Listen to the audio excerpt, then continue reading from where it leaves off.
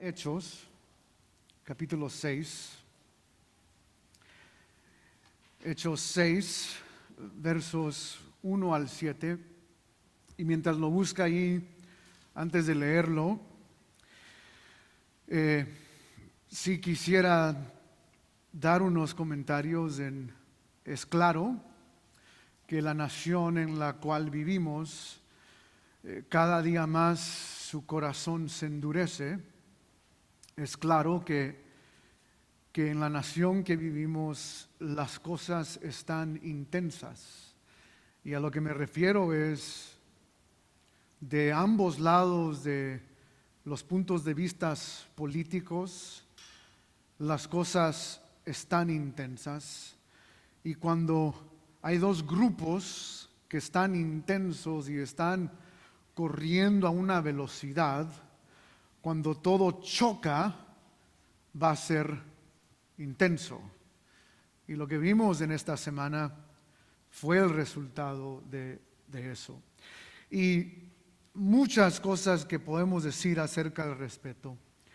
Pero el enfoque en esta mañana va a ser ¿qué hace la iglesia en una cultura que está intensa?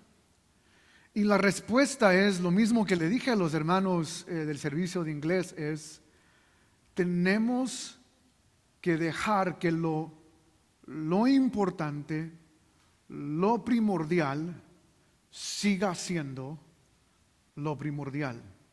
Y lo primordial es el Evangelio de Cristo a través de la predicación de su palabra. Ese es lo que esta cultura necesita. No necesita conocer mi postura política, no necesita conocer mis buenos modales, no necesita mi buena ética. Necesita la predicación del Evangelio a través de su palabra. Para decirlo de otra manera, necesita conocer a Cristo. Necesita conocer quién es Cristo, porque el problema aquí en los Estados Unidos no es político y no es financiero y no es ninguna otra excepto el problema que siempre ha tenido a la humanidad, que es ¿qué? El pecado. El pecado que hay en el corazón. Y entonces, en esta mañana quiero que veamos Hechos 6, la importancia de la iglesia, mantener lo primordial, lo importante. Yo estoy leyendo de la Reina Valera, 1960, y la palabra del Señor dice, Hechos 6:1, en aquellos días, como creciera el número de los discípulos, hubo murmuración de los griegos contra los hebreos, de que las viudas de aquellos eran desatendidas en la distribución diaria. Entonces, los 12 convocaron a la multitud de los discípulos y dijeron, no es justo que nosotros dejemos la palabra de Dios para servir a las mesas. Buscad pues, hermanos, de entre vosotros a 7 varones de buen testimonio, llenos del Espíritu Santo y de sabiduría, a quien encarguemos de este trabajo. Y nosotros persistiremos en la oración y en el ministerio de la palabra. Agradó la propuesta a toda la multitud y eligieron a Esteban, varón lleno de fe y del Espíritu Santo, a Felipe, a Procoro, a Nicanor, a Timón, a Parmenas y a Nicolás, proselito de Antioquía, a los cuales presentaron ante los apóstoles, quienes orando les impusieron las manos. Y crecía la palabra del Señor, y el número de los discípulos se multiplicaba grandemente en Jerusalén. También muchos de los sacerdotes obedecían a la fe. Oremos, hermanos. Padre, te pido por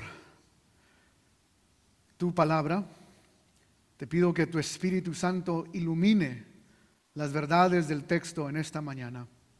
Padre, tal vez alguno de nosotros podemos estar aquí en esta mañana turbados, podemos estar distraídos, pero ayúdanos, Señor, a que la semilla de tu palabra caiga en buena tierra y no permitas que el enemigo el devorador, venga y robe esta semilla. Padre, oramos aún desde ya, que tú nos hagas más que oidores, sino que tú nos hagas hacedores de tu palabra también. En el nombre de tu Hijo amado, Cristo Jesús, oramos. Amén y amén. En el 2022, G3 Conference en Atlanta, Georgia, un predicador llamado Paul Washer está predicando acerca de la obra redentora de Cristo Jesús, pero a referencia a ese mensaje cita este texto. Y él hace esta pregunta acerca de este pasaje. ¿Cuál fue el momento más peligroso de la historia de la iglesia? Opción número 1, el pecado. Opción número 2, la persecución. Opción número 3, la falsa enseñanza. Opción número 4, como lo vemos en Primera de Corintios, división dentro de la iglesia al tomar la cena del Señor. Y él responde, no. El momento más peligroso de la historia de la iglesia está aquí, en Hechos capítulo 6, con la pregunta, ¿quién va a alimentar a las viudas?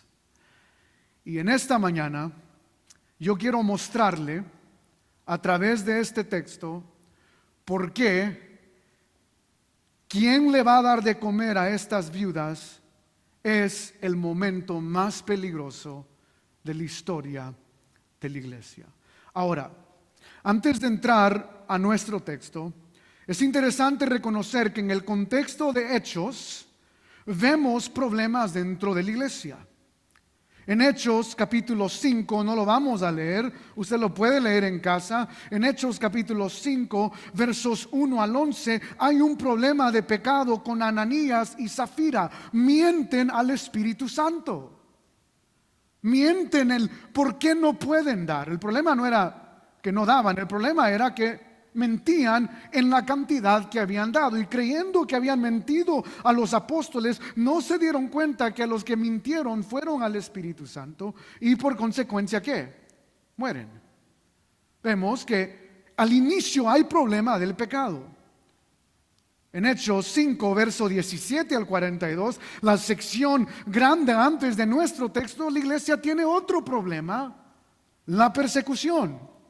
La iglesia está siendo perseguida, la iglesia está siendo atacada. Pero esto es lo interesante, hermano. Cuando Satanás no puede destruir a la iglesia a través del pecado, y cuando Satanás no puede asustar a la iglesia de dejarse de congregar a través de la persecución, entonces Satanás intenta meterse a la iglesia y trata de causar murmuración.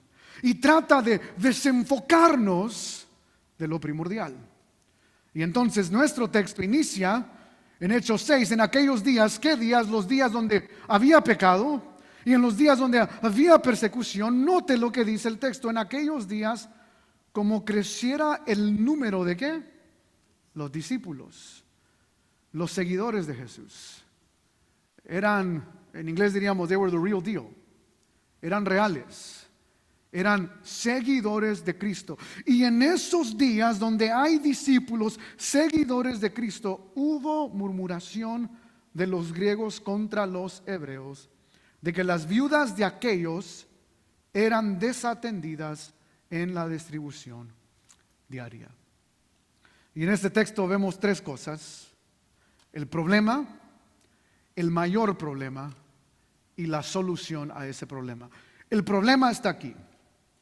El problema es que hay murmuración porque los griegos están peleando contra los hebreos porque sus viudas, es decir, las viudas griegas, están siendo desatendidas de parte de los hebreos. Ahora, para que entendamos un poco el contexto en sí, el griego dice la palabra helenista porque no es que son griegos.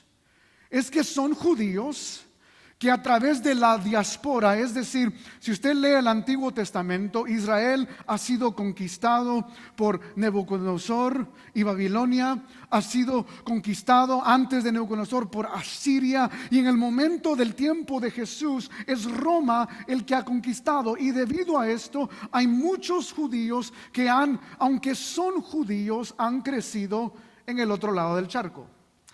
Para decirlo de otra manera, son los hijos de sus hijos. Parecen latinos, tienen el nopal en la frente, pero son no sabo kids. Como los míos, no saben español, no comen tortilla, no comen asado, quieren McDonald's y Chick-fil-A, que es el pollo del cielo, y entienden. Eso eran los helenistas, griegos que eran judíos, pero no de Judea. No crecieron en Palestina, sino que crecieron al lado de estas zonas a través de la diáspora, de que habían sido exiliados a estos lugares. Y ahora la iglesia está junta, están tratando de convivir, y los hebreos, los judíos que son judíos, o sea, primer generación judía, crecieron en Palestina, están viendo a estos judíos como de menos. Ustedes hablan griego, nosotros no, nosotros solo arameo y hebreo. Ustedes comen McDonald's, nosotros no, denos tacos y tortillas. O sea, esa es la idea aquí. Y debido a que existe esta fricción, los judíos helenistas, los judíos griegos están diciendo, hey, están desatendiendo a las viudas, no a todas las viudas. ¿Ven el problema? O sea, no es a todas. Es que están haciendo excepción a las viudas que son helenistas, que crecieron en la diáspora, fuera de Judea. La pregunta ¿es un problema grande? Sí. ¿Es un problema que merece que el liderazgo se reúna y lo platique? Sí. ¿Es un problema que es necesario, que hay que orar para mantener la unidad? Sí, pero el texto dice que aunque hay un problema, también hay un pecado. Hubo murmuración. Es que el punto aquí es que en vez de ir a hablar con los líderes, lo que la gente está haciendo es, ay, mira, Pedro, como él sí es judío, mira lo que está permitiendo. No, que muy gran apóstol y permitiendo que haya división. Hubo murmuración. ¿Y por qué digo Pedro? Vaya conmigo a Hechos capítulo 4, verso 34 al 35. Note lo que dice Hechos 4, verso 34 y 35. Dice, así que no había entre ellos ningún necesitado, porque todos los que poseían heredades o casas las vendían y traían el precio de lo vendido. No se asusten, no es mensaje de prosperidad. Creo que este texto ha sido abusado en muchos casos, pero eso es lo que quiero que usted vea. Verso 35, la gente daba, y note, lo ponían a los pies de ¿quién? Los apóstoles. Y se repartía a cada uno según ¿qué? Su necesidad. Ahora noten, ¿quién era responsable de repartir todo lo que se traía? Los apóstoles. Pedro, un apóstol. Aquí los apóstoles, los 11 de Jesús, y ellos eran responsables de repartir. Y entonces notan el pecado, la murmuración. Ay, Pedro tiene favoritismo. Ay, Pedro, ¿cómo permite esto? Este Pedro y los apóstoles y los apóstoles y los apóstoles. Y hermanos, así no es como se solucionan problemas dentro de la iglesia. De murmurar y dividir y de tratar de desunir y que mi plan es mejor y que mis pensamientos son mejores. Eso es pecado. Y aunque había problema, el pecado había entrado, y el pecado nunca puede solucionar un problema dentro de la iglesia, por más correcto que estés. Y de nuevo, quiero que noten, era un problema, y lo que decían acerca del problema era correcto, pero la actitud en cómo solucionar el problema no era lo correcto. Es más, le voy a dar una estadística. Bruce Winter, en su libro en inglés se llama Roman Wives and Roman Widows, dice que 40% de las mujeres durante este tiempo eran viudas y eran muy pobres. y la cultura no ayudaba mucho a las viudas, algo que era muy distinto a los cristianos, que ellos sí apoyaban las viudas. Pero esta es la idea aquí. El 40% de la población de esta cultura tenía viudas. Lo que yo quiero que se imagine es que si del 40%, 20% iba a la iglesia, había un 20% de la membresía que necesitaba ayuda. Y era una ayuda grande. O sea, este no era un problema pequeño, no era un problema mínimo en la cultura. No era el problema que menos existe. Era uno de los problemas más necesarios en esta cultura y había afectado a la iglesia. Pero estas personas, en vez de hablar con el liderazgo, en vez de hacer las cosas en orden, trataron de infiltrar el problema con murmuración, que es algo que nunca se debe hacer. Pero más allá, el resto del verso 1 dice: las viudas de aquellos eran desatendidas en la distribución diaria. Ya lo vimos, la gente traía y era la responsabilidad de los apóstoles de empezar a distribuir. Pero tal vez los apóstoles podían, cuando lo vemos en Hechos, miles se convirtieron. Pero ahora estamos en Hechos 6 y el verso 1 dice: en aquellos días, como creciera ¿qué? El número. Pregunta, ¿la iglesia iba creciendo o disminuyendo? Creciendo. O sea, noten el dilema. No es que los apóstoles no querían distribuir, es que apenas podían, cuando en Hechos capítulo 2, después de la predicación del Pentecostés, miles se están convirtiendo. Pero la idea es que de Hechos 2 a 6 la bendición no para. Cada domingo hay 10 más. Y 10 más, y 10 más. Lo vemos en Hechos 2. Pedro está predicando y mientras más predicaba, Dios iba añadiendo a aquellos que creían en la palabra y se iban bautizando, aquellos que iban de ser salvos. Y la iglesia va creciendo y cada domingo, tras domingo, tras domingo, la iglesia está creciendo. Y ahora llega al punto donde los apóstoles no es que están desatendiendo porque son racistas. Esta es la queja de la murmuración. Es pecado porque ellos están implicando que Pedro y los apóstoles son, no, tal vez no racistas, pero prejudistas. O sea, no les cae bien a los griegos judíos.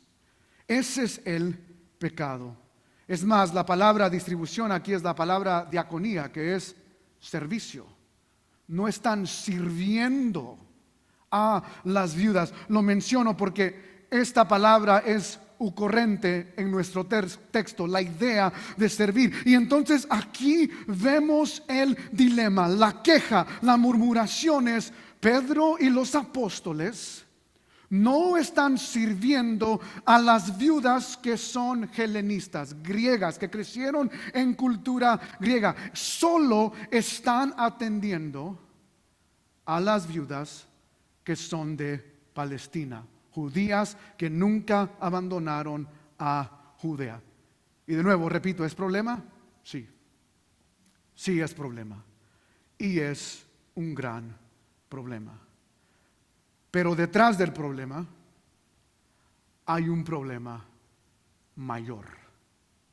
El verso 2, noten lo que dicen. Entonces los 12, al escuchar la murmuración, entonces los 12 convocaron a la multitud de los discípulos. Y noten lo que dicen aquí. Y dijeron: no es justo que nosotros dejemos ¿qué? La palabra de Dios para servir las mesas. Ahora, esto es importante entender, porque Pedro no está diciendo: yo no puedo servir las mesas. Puede hacerlo, sí. Lo hacían. Tomaban todos los bienes y los repartían. El punto aquí es que algo está cambiando dentro de la iglesia. La iglesia está creciendo. Y Pedro dice: no es justo que nosotros dejemos la palabra de Dios. Gracias, mi hermana. Para que dejemos la palabra de Dios para servir las mesas. Y entonces lo que Pedro está diciendo no es: yo no puedo poner mesa, yo soy apóstol, ¿cómo van a pedir a mí a poner una mesa? No es la actitud de Pedro, no es un llamado al no poder. El llamado es: ¿qué es más importante? De nuevo, una población donde 40% de las personas sufren de esto. ¿Es importante? Sí. ¿Merece reuniones? Sí. ¿Merece oración? Sí. Pero hay algo más importante para Pedro que servir a las viudas, y es: no podemos hacer eso, no porque no tenemos la habilidad, pero porque eso va a quitar tiempo ¿a qué? A lo primordial. Es que, hermano, hay algo que es primordial en la iglesia. La iglesia puede hacer muchas cosas. La iglesia puede hacer muchas actividades. La iglesia puede hacer presencia en la comunidad. Pero ese es el dilema de las iglesias de hoy en día. Pastores se ocupan en todo menos en lo primordial, menos en lo esencial, menos en la proclamación, domingo tras domingo, martes tras martes, o cada vez que se reúnan, en exponer la palabra de Dios. ¿Vemos el dilema? ¿Es bueno ayudar a las vidas? Claro que sí. ¿Es necesario? Claro que sí. Pero Pedro reconoce algo: aunque eso es importante, hay algo más importante. Y Pedro no está diciendo: yo no puedo alzar mesas. Él está diciendo que si yo paso media hora alzando mesas, esas son media hora que yo no estoy ¿qué? En el texto, y estudiando el texto, y preparando el texto. ¿Por qué? Porque van a venir miles domingo tras domingo, y esas viudas, aunque necesitan pan, necesitan algo mayor, que es el pan de vida eterna, Cristo Jesús. Por eso Pedro en una ocasión dice: ¿a quién más iremos? Solo tú tienes palabras de ¿qué? Vida eterna. Y entonces la pregunta es: ¿qué tipo de pastor quiero? ¿Qué tipo de iglesia quiero? Porque esto no es la exhortación al pastor. El dilema cae en el entendimiento de la iglesia. Déjeme decirlo de esta manera: 3 hermanas hablando acerca de su pastor ideal. Una se llama Lola, otra Chola y otra Ramona. Nombres muy bíblicos. Si alguien se llama así, perdón, no estoy hablando de usted. Lola dice: yo quiero un pastor activista. Lo quiero ver marchando en la comunidad, que vaya al centro y pelee por mis derechos. Yo creo que mi pastor esté allí y diga: el pueblo unido jamás será vencido, y que Dios lo use para que se me den papeles a mí. Esa es Lola. Chola dice: no, yo quiero un pastor servicial, que esté aquí todos los días, aspirando el auditorio, poniendo sillas, quitando sillas, poniendo el café. Un pastor humilde, servicial. Yo quiero un pastor. Ese es el pastor ideal para mí. El pastor servicial. Y Ramona dice: no, yo no quiero ni un pastor político, ni un pastor servicial. Yo simplemente quiero un pastor que todo su schedule está en haciendo otras cosas. Que toda la semana pase haciendo un montón de cosas. Que haga consejería, que dirija el grupo de niños, que dirija el grupo de alabanza, que tenga reunión por acá y reunión por allá. Yo quiero ese tipo de pastor. La pregunta es: ¿quién ha elegido el pastor correcto? Y la respuesta es: ninguna. Pero hermanos, yo no los conozco, pero crecí en la iglesia. No soy hijo de pastor, ni pretendo ser hijo de pastor, pero crecí en la iglesia y lo he visto. La demanda del pastor de parte de la iglesia nunca es: quiero un pastor que abra la Biblia. No. Yo quiero un pastor que conmueva mis emociones. La generación de hoy en día juvenil quiere un pastor entretenedor. No quiere exposición de la palabra, no quiere a un predicador que lo lleve verso por verso. No, la iglesia quiere ver cohetes. Y quiere ver entretenimiento, y quiere ver chistes, y quiere ver dramas, y quiere ver un montón de cosas. Y la iglesia a veces, especialmente en el mundo hispano, lo digo con todo respeto y reverencia, con la intención, no quiero ofender a nadie, pero en la iglesia hispana a veces lo que más quiero, yo quiero sentir. Que la iglesia me haga sentir bien. Quiero salir de aquí, sentí la presencia de Dios. Hermanos, yo no estoy en contra de las emociones. Me conmovió la alabanza en esta mañana. Pero yo no necesito una iglesia que sienta cosas. El problema de la iglesia es que siente mucho, pero conoce nada acerca de Cristo. Ese es el dilema mayor de las congregaciones hoy en día, de que toda su vida es experiencias y no hay nada malo con eso. Tuve esta experiencia con Dios, pero viene un musulmán y baila contigo. Conoce más Biblia, conoce más doctrina. Un testigo de Jehová te toca la puerta el sábado por la mañana y iniciaste cristiano y terminaste testigo de Jehová. Porque no conoces a tu Dios. Y no conoces a tu Dios porque demandas de tu pastor todo menos que abra la Biblia y que predique. Yo he estado ahí, hermanos. Yo he estado donde yo salía del culto, no hubo predicación, gloria a Dios. Se movió el Espíritu Santo, excepto que todos los pasajes iniciando desde Jesús es necesario que yo me vaya, porque vendrá el Consolador, el Espíritu Santo, y Él los guiará ¿a qué? A todo sentimiento no, a toda experiencia no. Y he tenido experiencias con el Espíritu Santo y he sentido cosas con el Espíritu Santo, pero el rol bíblico del Espíritu Santo es el que Él nos lleva a toda la verdad, y la verdad está en su palabra. Ahora ven el dilema. No somos muy diferentes a los murmuradores de Hechos 6. Y cuando Pedro dice no es justo, él no está diciendo, repito, yo no puedo hacer esto. Él está diciendo, iglesia, por favor entiendan que estamos creciendo, y porque estamos creciendo es necesario que los ojos se me gasten en el texto. Que me desgaste. Hermanos, los que han predicado sabrán de esto. La predicación requiere la vida del predicador. Día tras día, domingo tras domingo, el predicador se está desgastando por predicar su palabra.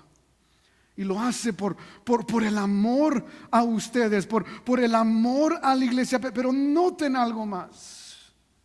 Pedro dice, no es solo que no podemos dejar, o sea, nosotros dejemos la palabra de Dios para servir las mesas, pero noten algo.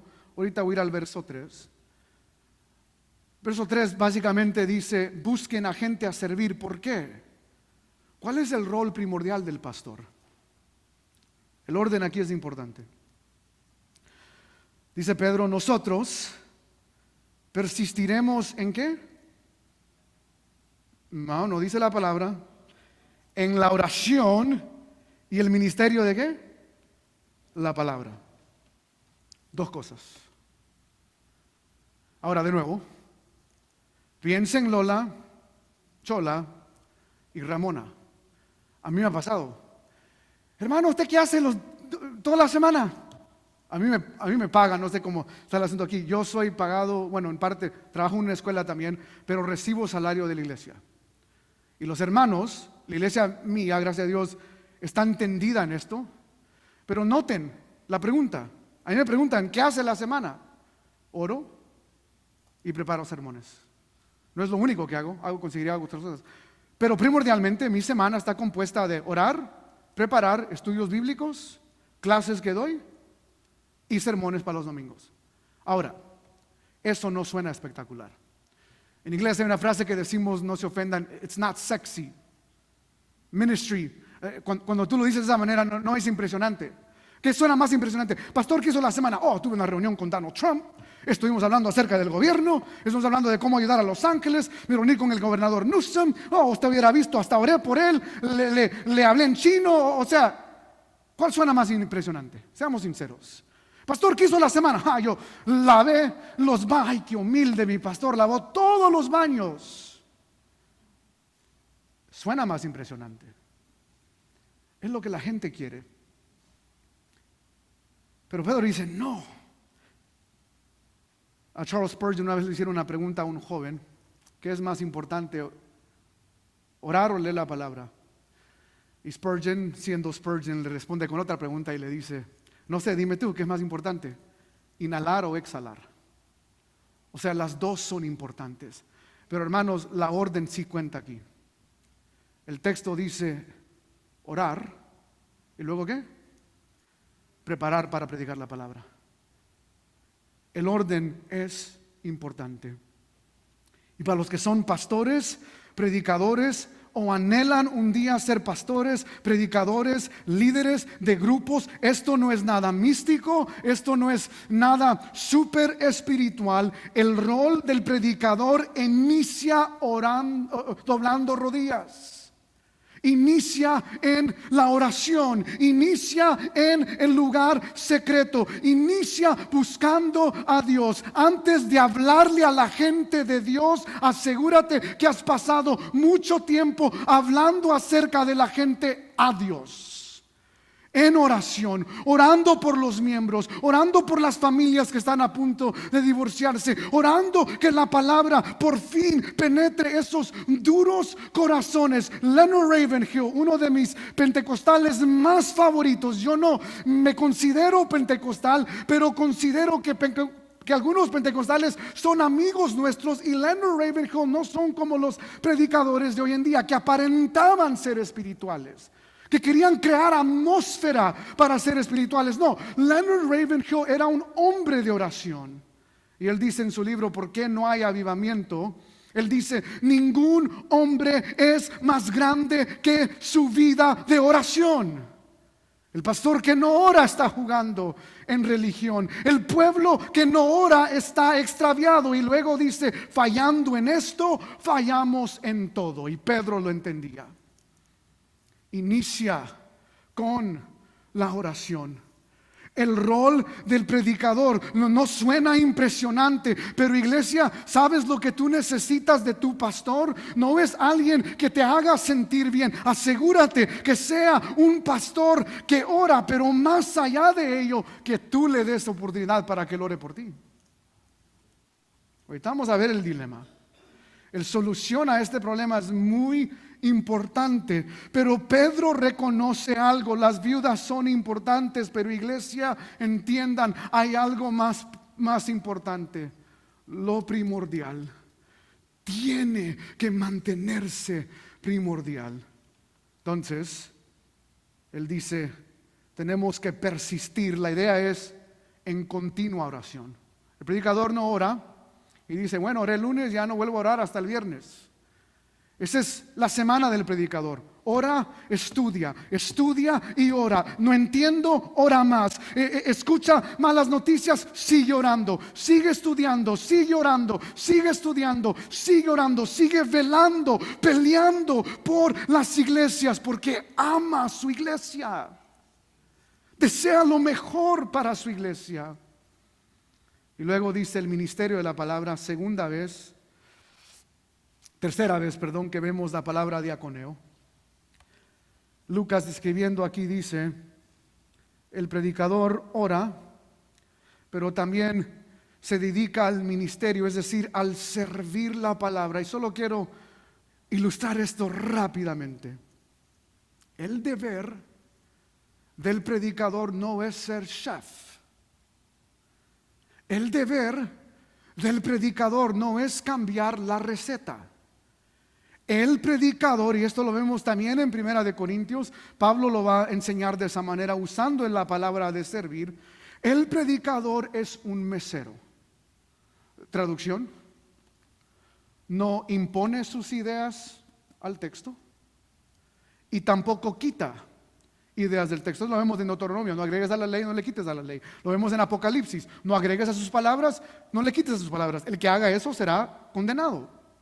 Seas claro, el predicador no impone, no es. Imagínate que tú vayas al restaurante, viste la foto, pediste chilaquiles, que creo que se hacen con tortilla de maíz. No soy chef, pero imagínate que la mesera diga: no, yo creo que saben mejor con tortilla de harina. El mesero no es el chef. El mesero trae la comida que le dio el chef. Y por eso aquí la palabra es importante. El predicador no dice: bueno, yo creo que así dice el texto. No, el predicador ora y prepara para que cuando se pare en el púlpito no esté diciendo cualquier disparate que suene cristiano, pero que no viene de Dios. El predicador ora y estudia para asegurarse que su trabajo es solo uno. Es lo que hacen los meseros. De nuevo, repito, no añaden al menú, no corrigen el platillo que hizo el chef. El chef es Dios, el menú es su palabra. Lo único que el predicador hace es: aquí está, iglesia, míralo del texto.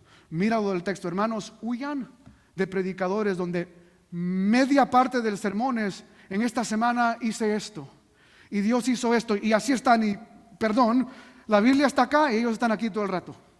Y déjeme contarle otra historia más y otra anécdota más y 7 pasos. Y no estoy diciendo que es malo moverse del púlpito, ese no es el punto. Pero si tú estudias la predicación, rara la vez que el predicador está así y así y así y así. Y los domingos la iglesia debe estar así. Ve al verso 5, ve al verso 6, mire esta frase. ¿Por qué? Porque no son mis palabras la que va a cambiar al perdido, es su palabra. Es sus enseñanzas, es su evangelio. El predicador se dedica de nuevo semana tras semana orando, preparando para poder servir. Es todo. No es impresionante, no es extravagante, pero iglesia, es lo que tú necesitas. Eso es lo que tú necesitas. Un pastor que se dedica a predicar esto. ¿Pasa tiempo con la gente? Claro. ¿Visita a los hermanos? Claro. Pero se asegura que lo primordial es lo primordial. Ahora noten la solución. En el verso 3 dicen: busquen a hermanos de buen testimonio, llenos del Espíritu Santo y de sabiduría. 3 características. Pedro dice: yo ya no puedo servir mesas, la gente es mucha, la iglesia está creciendo, pero tenemos una solución. Hay hermanos que están de buen testimonio, llenos del Espíritu Santo, tienen sabiduría, a quien podemos encargarles este trabajo. Y en el verso 5 tenemos la lista. Esteban, que lo vemos en el libro de Hechos, es el primer mártir. En el capítulo 8, él va a morir.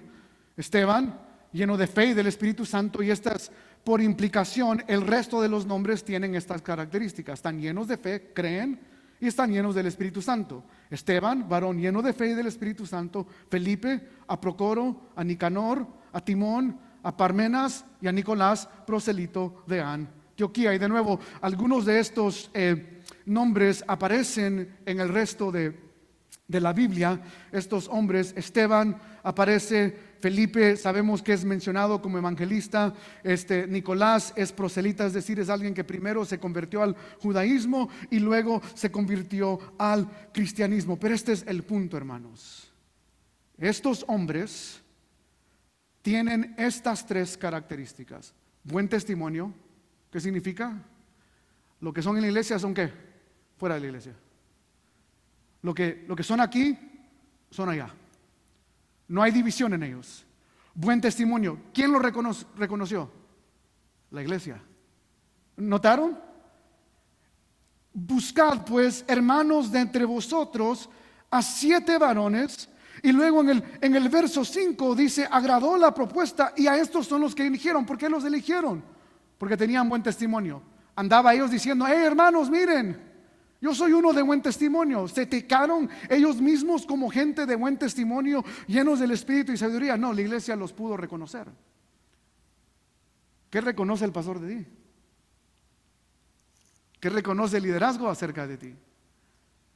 puede la iglesia decir, esa hermana, ese hermano tiene buen testimonio, hay que ponerlo a servir.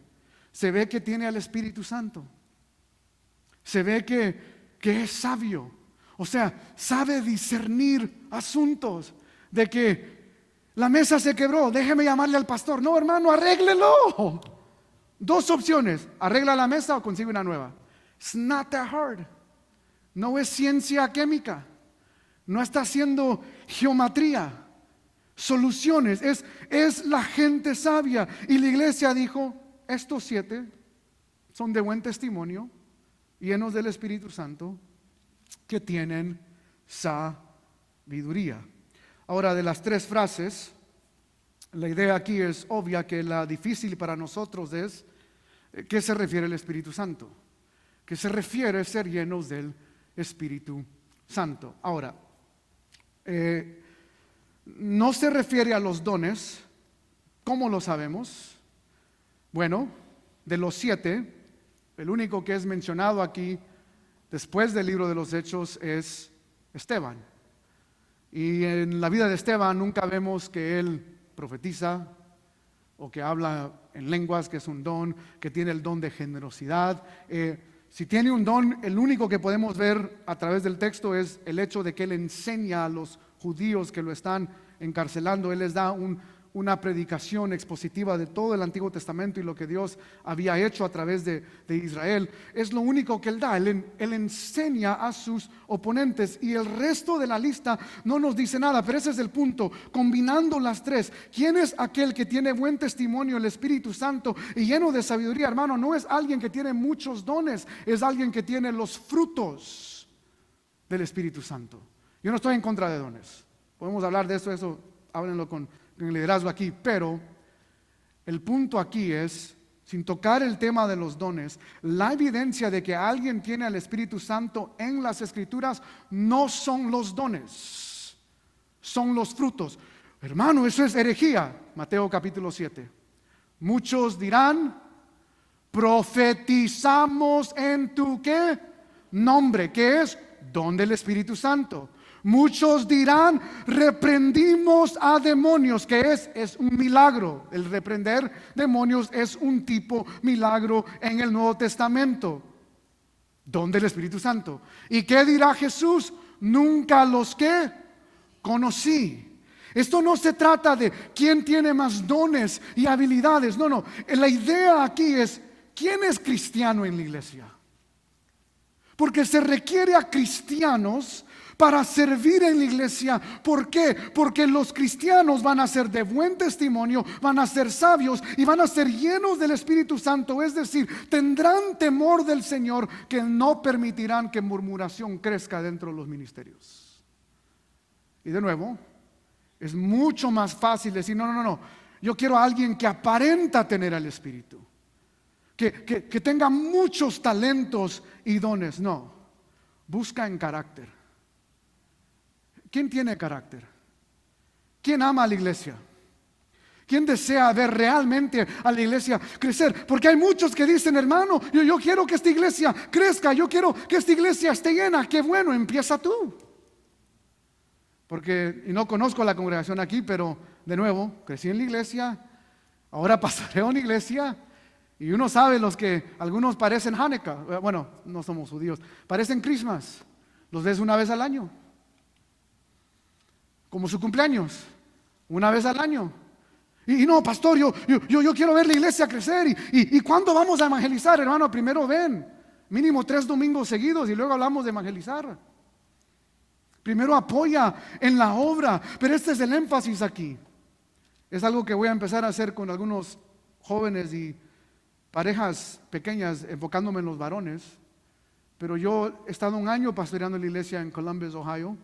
Yo le llamo a Columbus, Ohio, no se ofendan, la tierra prometida de leche y miel. Si quieren ir ahí, ahí están bienvenidos. Pero en un año he identificado a personas, y en vez de decir, porque esto es lo que la iglesia hace y lo entiendo, hermanos, estas son las áreas donde necesitamos ¿qué? Ayuda. Inscríbase. Note lo que hace aquí. Aquí no reconocen que hay una necesidad, pero ¿qué hace el liderazgo? No estamos abriendo. Esto no es una subasta, venga, no es un buffet, venga el que venga a participar. No. El liderazgo dice, los apóstoles dicen, ¿quién realmente es cristiano? ¿A quién identificamos como cristianos? Yo en mi iglesia me reuní con los ancianos. Mañana, el lunes, tenemos otra reunión para identificar quiénes son los varones que queremos discipular por un año. ¿Para qué? Para que de aquí a un año estén sirviendo como diáconos, como ancianos en ministerios. Mi iglesia tiene muchas necesidades, créanmelo. Tenemos solo un guitarrista.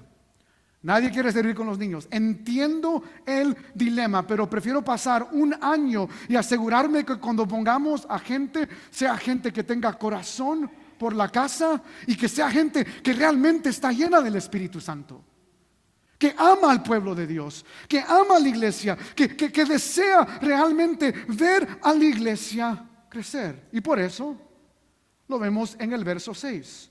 Impusieron las manos. No es nada místico. Es una práctica que lo vemos en Números 27, 22 al 23. Y Moisés hizo como Jehová le había mandado, pues tomó a Josué y lo puso delante del sacerdote Eleazar y a toda la congregación, y puso sobre él sus manos y le dio el cargo como Jehová había mandado por mano de Moisés. Esta idea de imponer manos no es que lo ungieron, no es que lo hicieron más espiritual, es simplemente lo comisionaron delante de la congregación para servir. Así como Josué hicieron lo mismo con estos 7. Traducción es como tener una reunión un domingo, presentar, amada iglesia, estos son los nuevos directores de este ministerio, o estos son los nuevos servidores de este ministerio, vamos a orar por ellos. Lo único que hicieron, nada místico, no es los ungieron más, es simplemente dijeron, iglesia, estos son los 7. Y estos 7 los escogimos porque tienen buen testimonio, son sabios y son verdaderos creyentes. Tienen al Espíritu Santo. ¿Y cuál es el resultado?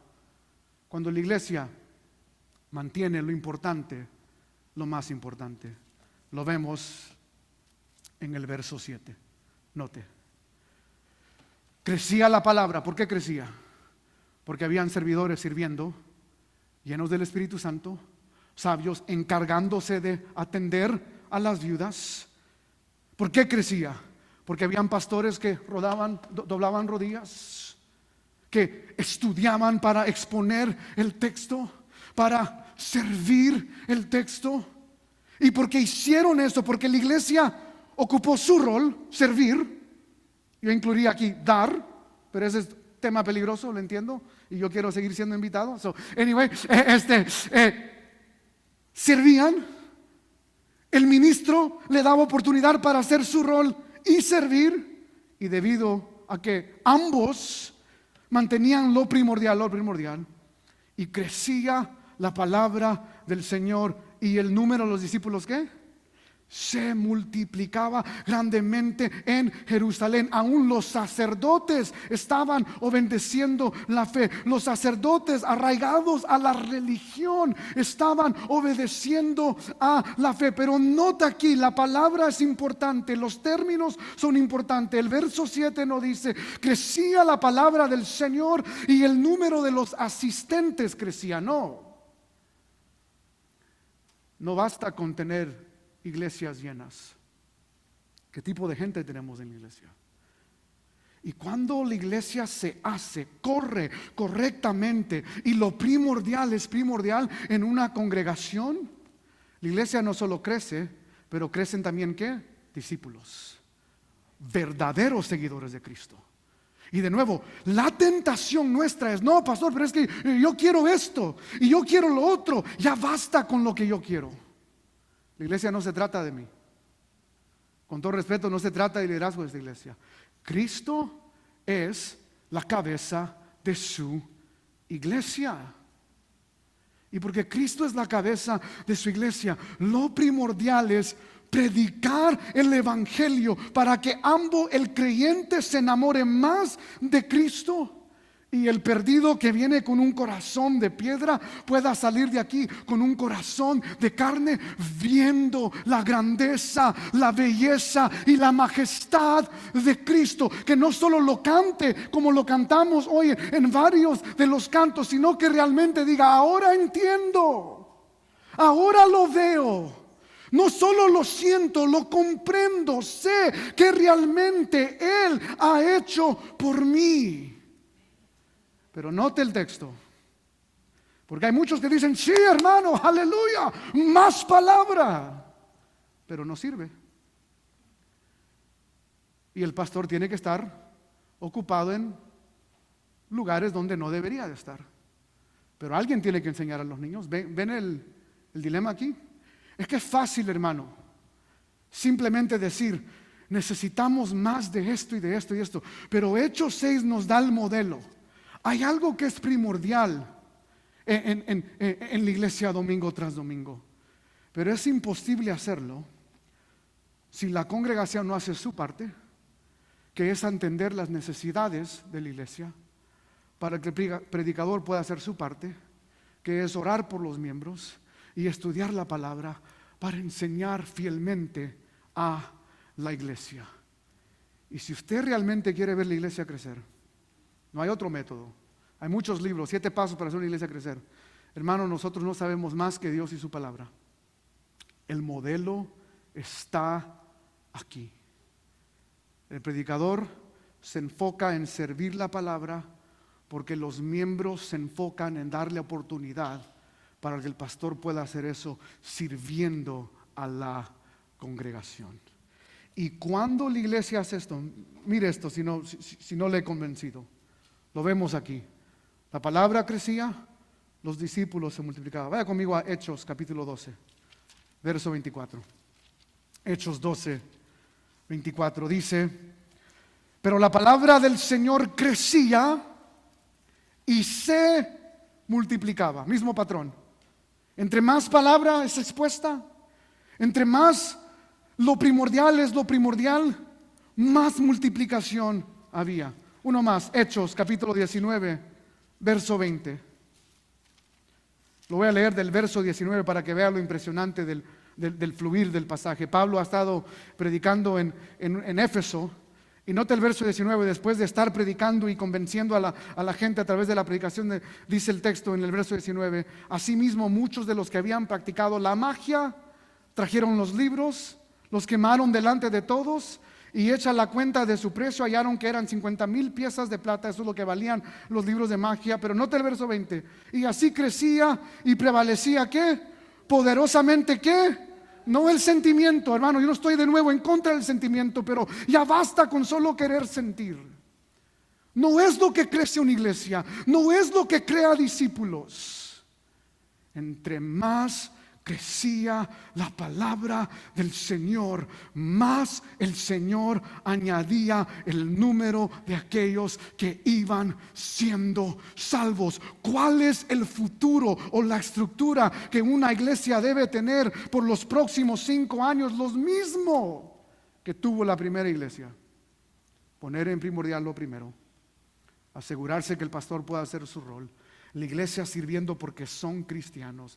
Y lo que vamos a ver es crecimiento no solo de números, pero de discípulos. Amén, iglesia. Oremos, hermanos. Padre, que no sean mis palabras,